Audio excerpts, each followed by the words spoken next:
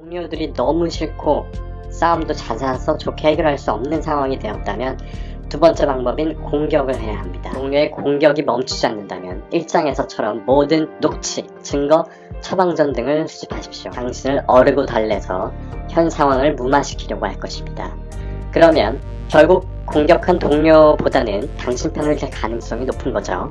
인사과로 이슈가 번져지는 것을 막고 싶기 때문입니다. 그냥 당신은 이 상황을 이용해서 최대한 당신이 유리한 방향으로 분위기를 이끌어가면 됩니다. 책상 구조를 바꿔서 그 동료가 안 보이게 해달라고 해도 되고, 같이 하는 업무가 있다면 다른 업무로 겹치지 않게 바꿔달라고 얘기해 볼 수 있습니다.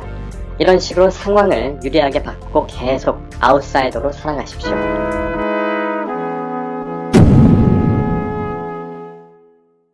2. 직장 내 괴롭힘. X 같은 팀원과의 갈등 해결할 수 없다면 자발적 아웃사이더 되기.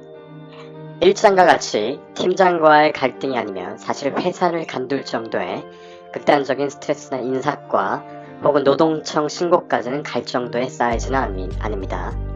그럼에도 같은 팀 내에서 동료와의 갈등은 자잘하게 스트레스를 주긴 하죠. 특히나 현대사회에서 다 자기가 잘난 줄 아는 사람들끼리 모여진 집단이다 보니 어느 누구 하나 쉽게 1도 양보하지 않는 분위기입니다. 심지어는 예전 시대와 다르게 직급이 한 단계 낮은 밑에 팀원과도 갈등이 생기는 요즘이다 보니 한 번은 짚고 넘어가도록 하겠습니다.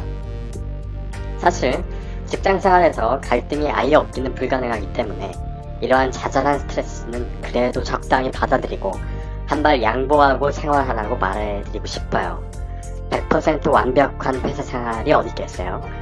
그러나 이런 자잘한 것들이 한두 번 쌓이다 커지면 그것 또한 커다란 빅이슈가 되고, 큰 스트레스 때문에 이런 자잘한 갈등은 어떻게 제거해야 하는지에 대해서 알려드리겠습니다. 동료와의 자잘한 갈등을 해결하기 위해서 여러분은 두 가지 방법 중 하나를 선택해야 합니다. 그래도 회사의 팀 내에서 대화도 많이 하고 식사도 같이 하면서 즐겁고 유쾌한 생활을 계속하고 싶다면 잘 지내도록 노력을 해야 하는 것이고, 갈등이 있는 동료와 따로 만나 식사를 하고 시간이 조금 흐른 뒤 대화를 통해 서로의 오해를 푸는 그런 방식 말입니다. 이러한 방법은 회사 내에서의 재미있고 유쾌한 팀 생활을 유지한다는 큰 장점이 있습니다. 삐뚤어 보이지 않고 인간관계에 대한 신뢰감도 제공하여 추후 승진에도 좋은 영향이 있을 것입니다. 첫 번째 방법 화해는 여기에서의 주제인 공격이 아니기 때문에 자세한 사항은 생략하겠습니다. 그래서 개인적으로는 첫 번째 방식을 추천하지만 동료들이 너무 싫고 싸움도 잦아서 좋게 해결할 수 없는 상황이 되었다면 두 번째 방법인 공격을 해야 합니다. 꼭 말씀드리고 싶은 것은 어떤 방식이든 공격을 하면 평소에 유쾌한 회사 생활로 다시 돌아가는 것은 불가능에 가깝습니다. 공격을 하는 순간 당신은 건들면 무는 XXX 이미지가 생성되기에 회사 내에서 혼자만의 시간이 많아질 겁니다. 즉 회사 사람들과 어울리고 웃고 하는 시절은 이 회사에서 앞으로는 없다는 것. 즉 회사 사람들과 어울리고 웃고 하는 시절은 이 회사에서 앞으로는 없다는 것을 각오하시고 공격을 시작해야 합니다. 그래서 이 행동은 정말 마음 먹고 시작하셔야 할 행동입니다. 개인적으로는 공격은 좀 말리고 싶은 행동입니다. 좋게 지내는 것이 최선이죠. 그러나 그러한 상황이 도저히 안 되거나 극도의 스트레스로 평범한 생활이 지속이 안 될 때 이 공격을 행하십시오. 그럼 이제 공격법 알려드리겠습니다. 1. 무시. 그동안 잘 지냈던 동료와 친근한 대화는 이제 없습니다. 예 아니요 같은 단답형으로 대하고 인사도 가벼운 목례 정도만 합니다. 평소와 다르게 자기를 대하는 모습에 그 동료는 적잖이 놀랄 것입니다. 그래도 그 행동을 계속하세요. 그런 행동을 하면 눈치 빠리거나 자존심이 센 동료들은 당신과 똑같이 단답형으로 대답하고 목례만 하는 사이로 똑같이 당신을 대할 것입니다. 그러면 이제 사이는 서먹서먹해지고 공식적으로 그 둘은 적대적인 관계로 되어집니다. 그렇게 심리적으로 멀어지면 당신은 그 동료의 타깃에서 멀어지게 될 것입니다. 심지어 당신은 회사 내 회식, 이벤트에도 최대한 참석을 안 해야 합니다. 불가피하게 참석을 해야 한다면 참석을 해도 말수를 최대한 줄이고 1차만 가고 바로 귀가하셔야 합니다. 그 동료한테만 무시하는 행동을 하면 상대는 자기한테만 그렇게 하는 것을 인지하고 더 화가 나서 당신을 공격할 수도 있기 때문입니다. 쉽게 말해서 당신은 자발적 아웃사이더가 되는 것입니다. 대신에 맡은 일은 하셔야 합니다. 일도 안 하고 말도 없고 하면 업무 태만 이슈로 번질 수 있기 때문이죠. 그렇게 서서히 팀 내에서 아웃사이더가 되면 당신을 괴롭히는 동료들의 타겟에서 멀어질 것입니다.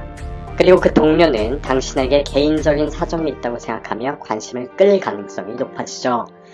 그렇게 앞으로 조용히 지내면 되는 것입니다. 2. 무시로도 안되면 이행해야 할 공격. 그러나 혹시라도 이렇게 자발적 아웃사이더가 되었는데도 불구하고 동료의 공격이 멈추지 않는다면 1장에서처럼 모든 녹취, 증거, 처방전 등을 수집하십시오. 그런 다음 그 증거를 가지고 팀장과의 면담을 하십시오. 그러면 팀장이 현명하게 처리해 주실 겁니다. 왜냐하면 이렇게 큰 이슈가 인사과까지 번지게 된다면 팀을 잘 관리해야 할 팀장의 인적관리 업무평가에 악영향을 미치기 때문입니다. 즉 팀장은 지가 살기 위해서라도 어떻게든 이 갈등 상황을 해결해야 하는 것입니다. 그래서 팀장은 자기 자신의 업무평가, 인적관리를 위해서 어떻게든 당신을 어르고 달래서 현 상황을 무마시키려고 할 것입니다. 그러면 결국 공격한 동료보다는 당신 편을 들 가능성이 높은 거죠. 당신이 좋아서가 아니라 인사과로 이슈가 번져지는 것을 막고 싶기 때문입니다. 팀장이 날 좋아해서 내 편을 들어주든 말든 상관없어요. 그냥 당신은 이 상황을 이용해서 최대한 당신이 유리한 방향으로 분위기를 이끌어가면 됩니다. 책상 구조를 바꿔서 그 동료가 안 보이게 해달라고 해도 되고 같이 하는 업무가 있다면 다른 업무로 겹치지 않게 바꿔달라고 얘기해 볼 수 있습니다. 이런 식으로 상황을 유리하게 바꾸고 계속 아웃사이더로 살아가십시오. 팀장은 당신이 언제 터질지 모르는 시한폭탄 같은 사람으로 인식되기 때문에 굉장히 조심할 것이고 팀원들에게도 웬만하면 건드리지 말라고 할 것입니다. 군대로 치면 관심사병인데 그 상황을 최대한 이용해서 평화롭게 회사 생활을 하시면 됩니다. 단 앞으로는 회사 내에서 동료들과 대화도 없고 심심할 것입니다. 그것이 괜찮은 사람이면 실행하도록 하세요. 주의할 점 1장에서도 말씀드렸듯이 일은 꼭 하셔야 합니다. 지금 상황이 본인한테 유리해졌다고 일도 안 하고 놀고 그러면 절대 안 됩니다. 회사라는 곳은 정말 철저히 객관적이고 무서운 곳이기 때문에 업무적으로 문제가 생긴다면 바로 업무 태만이라는 카테고리로 당신을 끌고 갈 것입니다. 그러면 인사과 이슈로 번지고 앞으로 더 큰 고난과 스트레스로 힘들어질 겁니다. 명심하세요. 하나를 얻으면 하나는 내어줘야 합니다. 모든 것을 다 가질 수 없는 것이 협상의 기초인 것을 염두에 두세요.